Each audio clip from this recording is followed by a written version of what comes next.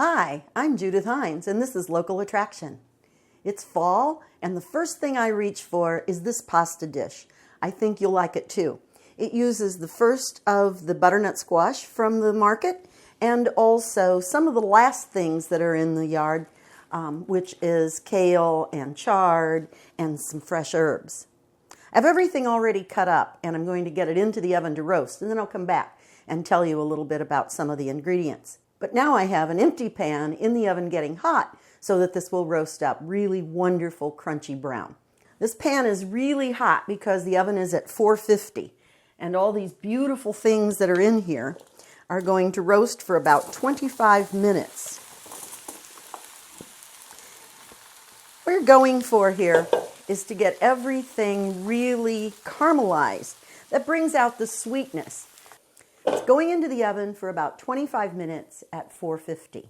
To deal with a butternut squash, you need to peel it and cut it in small bits for this recipe, and that can be sort of a hassle trying to deal with it whole. So what I like to do is slice it up like this, and then all I have to do is cut the edges. It's a lot safer for your fingers, easier to handle. And then just cut it in sticks, and then in bite-sized cubes. So you'll need a 3.5 pound squash for this dish. Then I chose some Tuscan kale, which has a tendency to be sort of tough, so you're going to want to cut it smaller. Pull the rib out like so, and you're going to cut that fairly small. And then this beautiful multicolored chard, I'm going to do the same thing with that, but in this case I am going to put the stems into the dish. I put a few of them in what's in the oven now. Then just roll it all together and cut it into sort of ribbons and then across. And that'll give you some small pieces. Those are going to wilt down pretty small in the oven. Same thing with the chard, just a little bigger. Cross cut it, like so.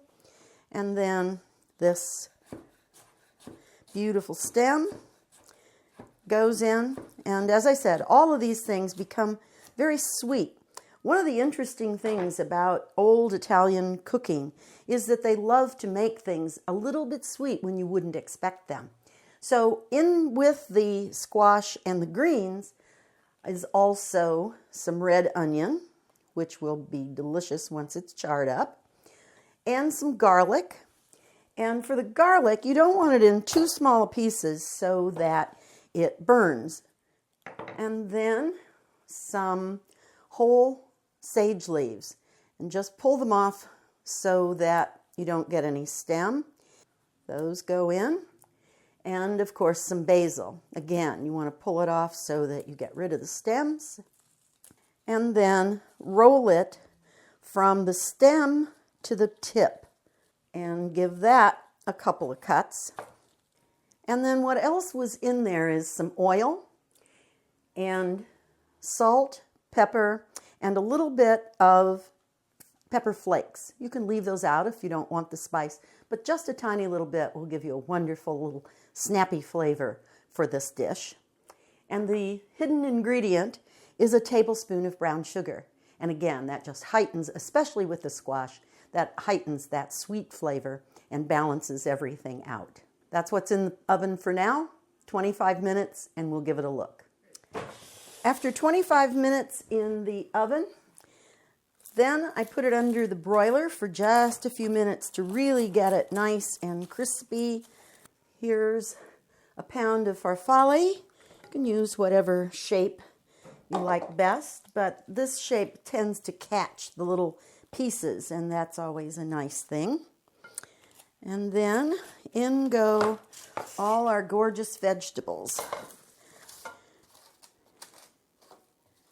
Now, in addition, we're going to put in some grated Asiago cheese, and last but not least, some cream. You can use sour cream if you choose. Just a little, it's not a lot. And toss the whole thing together. And that is roasted butternut squash and greens pasta.